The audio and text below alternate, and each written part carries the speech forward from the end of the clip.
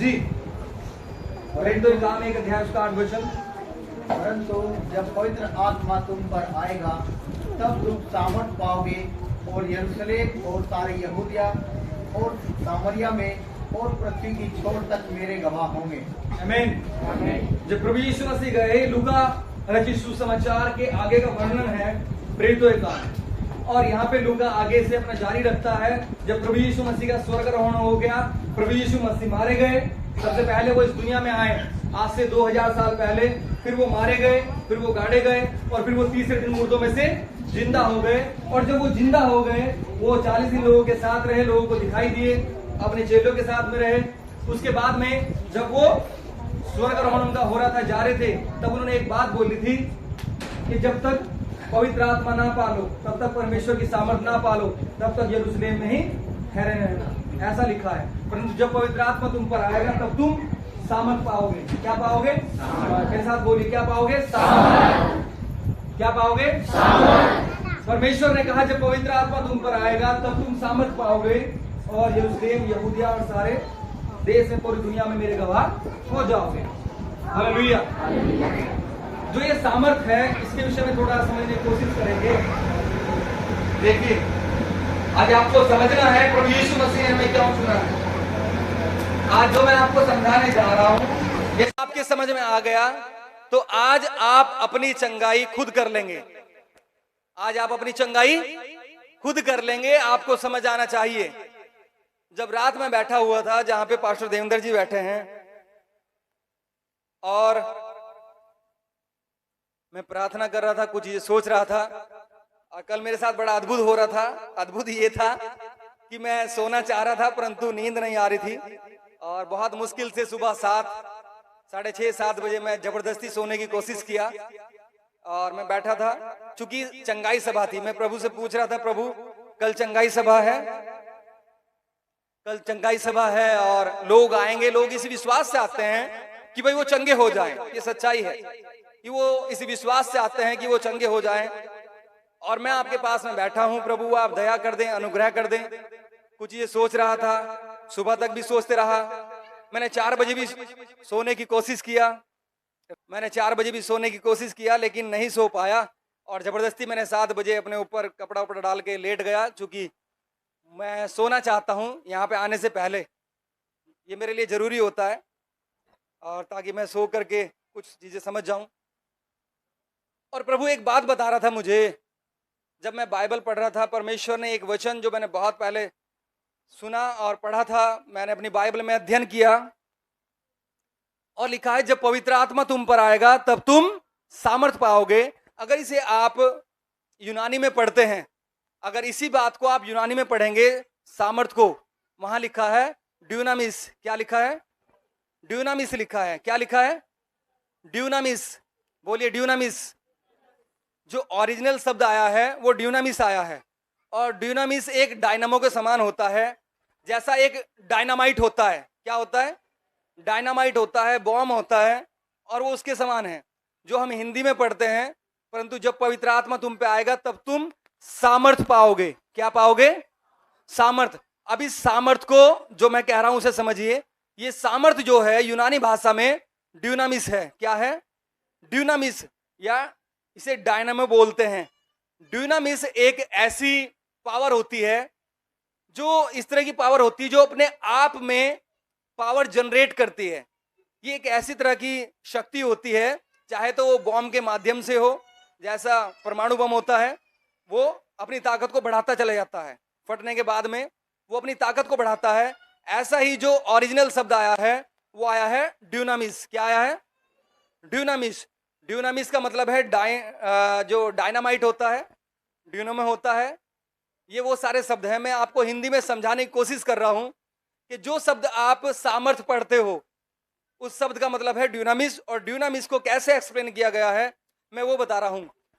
ड्यूनामिस का मतलब है एक ऐसी पावर परमेश्वर ने आपको दी है जो अपने अंदर पावर प्रोड्यूस कर सकता है, जो अपने अंदर प्रार्थना के जरिए उस पावर को बढ़ा सकता है, उस ताकत को, उस सामर्थ को बढ़ा सकता है, या अपने अंदर वो 11,000 से लेकर के बढ़ाते जाइए। ऐसी पावर वो अपने अंदर जनरेट कर सकता है, ऐसी पावर वो अपने अंदर उत्पन्न कर सकता है। आया समझ में? तो ड्यूनामिस का मतलब है कि ऐसी ताकत परमेश्वर ने आपको दी है जो आप अपने अंदर जनरेट कर सकते हो, पावर को बढ़ा सकते हो, ताकत को बढ़ा सकते हो, सामर्थ्य को बढ़ा सकते हो प्रार्थना के माध्यम से। आमीन। अब चेलों ने यही किया था, पतरस ने, पौलुस ने यही किया। परमेश्वर ने कहा जब पवित्र आत्मा तुम पर आएगा तब तुम सामर्थ पाओगे, यानी कि ड्यूनामिस पाओगे। और ड्यूनामिस का मतलब है कि तुम इस पावर को बढ़ा सकते हो। जब आपने बपतिस्मा लिया तब आपने पवित्र आत्मा पाया। अब आप इस ड्यूनामिस, इस ताकत को बढ़ा सकते हो।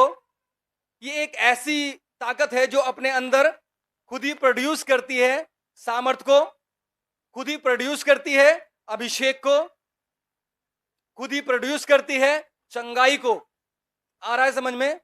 अब परमेश्वर तुम्हें कह रहा है जब आपने यीशु मसीह को ग्रहण किया है, पवित्र आत्मा आपको मिल गया है, आपने मुंह से प्रभु का अंगीकार किया है, अब परमेश्वर आपको सामर्थ्य देता है, यानी कि ड्यूनामिस देता है। और जब ड्यूनामिस देता है उसका अर्थ यह है कि आप अपने अंदर से चंगाई उत्पन्न कर सकते हैं अपने लिए, आप अपने अंदर से अभिषेक उत्पन्न कर सकते हैं अपने लिए, आप अपने अंदर से इस पावर को बढ़ा सकते हैं, प्रोड्यूस कर सकते हैं। इवन इतना प्रोड्यूस कर सकते हैं कि आपके अंदर से भी लोग चंगा होना शुरू हो जाएंगे। जो आपके अंदर जो पावर जनरेट होगी, जैसे एक ट्रांसफार्मर के अंदर पावर होती है और वो पावर निकल करके लोगों के घरों तक पहुंचती है, ऐसे ही आप अपनी पावर को बढ़ा सकते हैं। आमीन। Hallelujah, hallelujah, hallelujah. समझ आ रहा है? लेकिन कुछ लोग इसके बावजूद भी सिर्फ ये चाहते हैं कि शायद हम हाथ रख दें और उनका काम हो जाए। वो अभी भी समझना नहीं, अभी भी कुछ लोगों को नींद आएगी, बस प्रार्थना कैसे होगी हमारे लिए, ऐसा समझ पा रहे हैं? मैं रात भर बैठा था, मैं यकीन मानना मैं पूरी रात सोया नहीं, क्योंकि मुझे चिंता है कल चंगाई सभा है, प्रभु क्या करें। और लोग विश्वास के साथ में आते हैं, मैं आपके साथ बैठ सकता हूं, उपवास में हम लोग चल रहे हैं, हम ऐसा कर सकते हैं। लेकिन मैं आपको पंगु नहीं बनाना चाहता हूं कि भाई आप पंगु बन जाएं। आप सिर्फ कभी भी आपको जरूरत पड़े तो आप मेरा चेहरा देखना चाहें, या फिर जो लीडर्स लोग बैठे हैं, पास्टर लोग बैठे हैं, आप उनका फोन ही खटखटाते रहे सारे जीवन भर, ऐसा नहीं। प्रभु यीशु मसीह ने कहा मैं तुम्हें ड्यूनामिस दिए जाता हूं, तुम सामर्थ पाओगे। और वो ऐसी पावर है कि जो आप अपने अंदर से जनरेट कर सकते हैं, अपने अंदर से जनरेट कर करके अपनी भी चंगाई कर सकते हैं, लोगों की भी चंगाई कर सकते हैं। आप उस अभिषेक को बढ़ा सकते हैं अपने आप में बैठ करके। आमीन, आमीन। तो क्या चाहते हैं आप? वो बनना चाहते हैं कि भाई आपके लिए प्रार्थना हो और आप चंगे हो जाएं, या आप वो बनना चाहते हैं जो प्रभु यीशु मसीह ने कहा कि मैं तुम्हें सामर्थ्य दिए जाता हूं, मैं तुम्हें ड्यूनामिस दिए जाता हूं। और ड्यूनामिस का मतलब है ऐसी पावर, अब जो मैं आपको बता रहा हूं आप उसे अपने अंदर जनरेट कर सकते हैं, बढ़ा सकते हैं, उसका उत्पादन अपने अंदर कर सकते हैं उस पावर का। आया समझ में? और ये पावर दिन पर दिन आपको बढ़ानी होती है। कई बार जैसे पावर हमारे अंदर हो गई, हमने उपवास किया, हमने पूरी रात प्रार्थना किया, हम पावर से भर गए, हमने अपने अंदर जनरेट किया पावर को, और फिर हमने प्रार्थना किया, लोगों के लिए प्रार्थना किया। वो पावर कम होती है जब हम लोगों के लिए प्रार्थना करते हैं। जैसे आपने चार्ज किया और उसके बाद में कोई इंस्ट्रूमेंट चला, वो चार्जिंग कम होती है, फिर दोबारा चार्ज करना होता है। लेकिन जितना आप, ये तो ऐसा नहीं है कि भाई इस पे 100% पे आके फुल स्टॉप लगा दिया, ये वो वाली पावर नहीं है कि भाई 100% चार्जिंग हो गई और अब आपको इसके बाद प्रार्थना की आवश्यकता नहीं है, फुल हो गया। नहीं, प्रभु यीशु मसीह ने कहा था जो ये विश्वास है ना, ये बहुत अद्भुत है, इसकी कोई सीमा नहीं है। एक धरती पर रहने वाला व्यक्ति आकाश को हिला सकता है, ये ऐसा विश्वास होता है।